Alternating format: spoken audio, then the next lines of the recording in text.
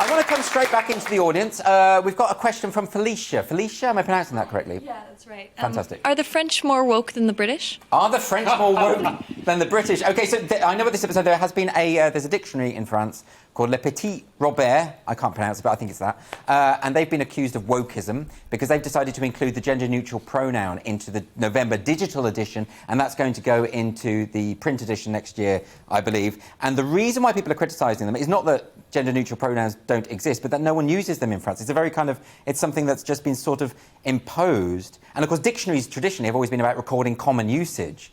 But this is an example of the dictionary company saying, well, these are the words we think you should be using. That's kind of a step... That's a different thing, isn't it, Leo? What do you think? Yeah, and I think for French, I mean, French has always had that that strict sort of masculine and feminine... when you say la and le, whether... Oh, that's why I failed my GCSE. Right? Yeah. Whereas in the UK, we're much more... English is much more... well, you just say the, whether it's a feminine object or a masculine object.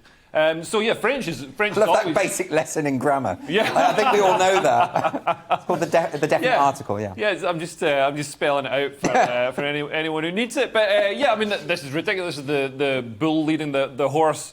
Is that a phrase? I don't even know. No, probably it's a phrase you've just made up. It's a phrase I've just made up that should go in this dictionary and everybody else should have to use it. What sex is the bull? It's well, the good bull question. is actually He's leading the horse. Genderqueer, non-binary, pansexual bull. So yeah, leading what sex horse? It is ile, or whatever the... It is ile, I think. Ile. That's a good question, though. But I think sometimes with the masculine and feminine stuff in France, they've been accused of this in the past, because I think gentler, softer things are often given the feminine article, and then more gruff, butch things. I said that in a really camp way. But butch things are given the masculine article. So it's Le Crunch, England versus France, of course, even though it does involve... No, it doesn't involve men. It can involve women as well. Well, I don't know. But rugby match. That's all. I'm talking about rugby now. Well, I mean, you're talking to me about sports. I know. You're not I know it's a not winner your with strong that. point. Well, I don't even know what it is, really. So, what do you think there's a... See, what I'm interested about this is that language evolves, and we all get that language evolves, and the dictionary should be recording new usages. But what about this idea of then it just imposing something that hasn't really happened yet? Yeah, it's up to the French, isn't it? No, it is up to the French. Sorry, I'm just going to be man in the street now.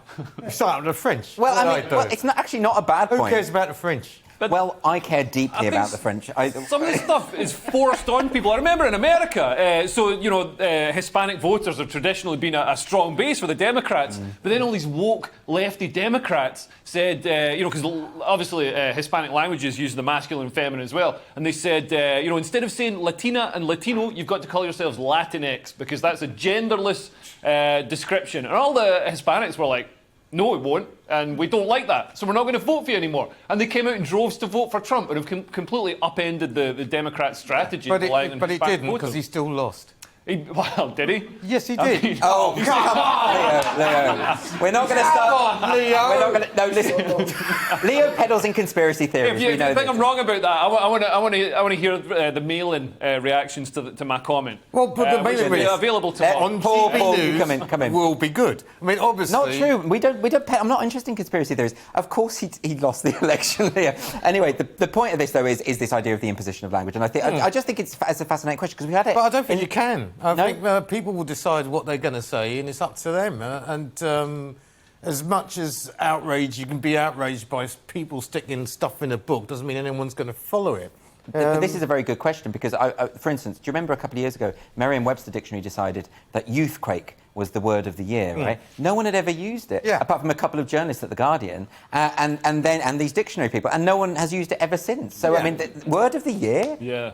I think it is this thing of the people in power sort of saying, this is how we think we could even prove it by making up a word and trying to spread it to GB viewers, GB News viewers, and saying that Sharky is my word of the week.